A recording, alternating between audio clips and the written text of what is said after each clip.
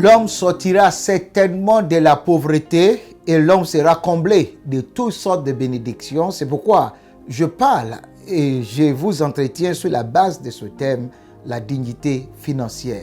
Et nous avons notre acteur, Abel. Abel qui était le fils d'un homme qui avait entendu, qui avait vécu la misère à cause du sol que Dieu avait maudit. À cause du sol que Dieu avait maudit, mais qui avait pris sa décision que j'échangerai ça. J'échangerai ça. C'est pourquoi je dis à quelqu'un, tu vas changer ton état.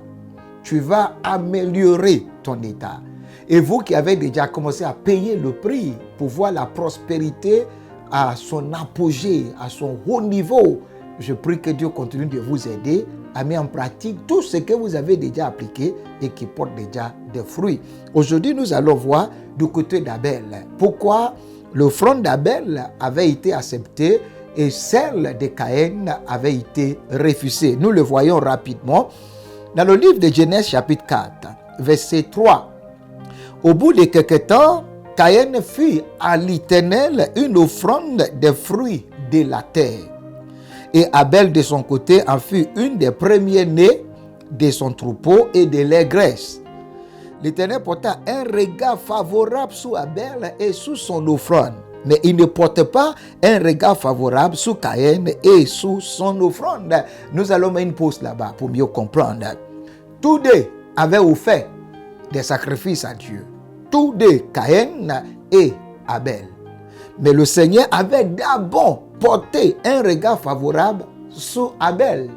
Abel est celui qui avait offert en deuxième niveau. Mais quand nous regardons la qualité de les offrandes, et nous voyons que nous devons aussi faire attention de comment nous nous opérons et comment nous nous approchons à Dieu par nos offrandes. Première chose à voir, il dit au bout de quelques temps, Caïn fit à l'Éternel une offrande des fruits de la terre. Une offrande des fruits de la terre. La terre avec beaucoup de fruits, et lui il est allé voir les fruits qu'il a. Il avait pris juste l'un des fruits et il l'a offert à l'Éternel. Mais la Bible dit, au verset 4, j'aimerais que vous considérez cette phrase qui dit « Et Abel de son côté ». C'est-à-dire, après avoir constaté la réaction de Dieu, cela veut dire Caïn avait offert l'un des fruits, mais il n'y avait pas une réaction depuis le ciel. Le ciel était certainement silencieux et il n'avait même pas dit quelque chose de l'offrande de Caïn. Mais la Bible dit, de son côté, il avait fait attention.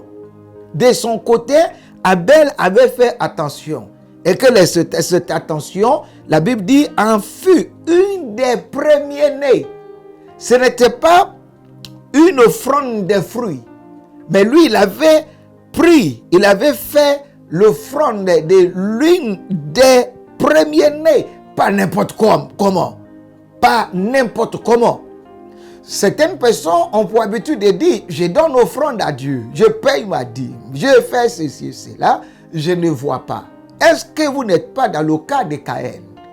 Vous avez juste vu ce que vous avez et vous avez enlevé une parmi des offrandes et donné à Dieu. Mais à ce qui concerne Abel, Abel avait pris une des premiers-nés. Ça veut dire qu'il y avait beaucoup d'animaux qui sont nés. Premier, deuxième, troisième. Mais lui, il avait dit, je ne prendrai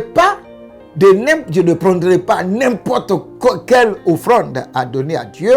Il avait pris des premiers-nés, il les avait mis de côté. Et c'est à partir de ces premiers-nés qu'il avait offert son sacrifice à Dieu. Donc, comprenez ceci. Donner offrande à Dieu est bon. Mais pour que nos offrandes soient acceptées, que nos offrandes attirent les regards de Dieu, ne les donne pas n'importe comment. Préparez-vous, faites attention, prenez les meilleurs de ce que vous avez et Dieu vous bénira. C'était toujours votre serviteur, nous continuerons demain. Je prie que le Seigneur continue d'honorer vos offrandes et qu'il continue de vous donner les secrets qu'il faut et surtout que les œuvres de vos mains soient bénies abondamment au nom de Jésus-Christ. Amen.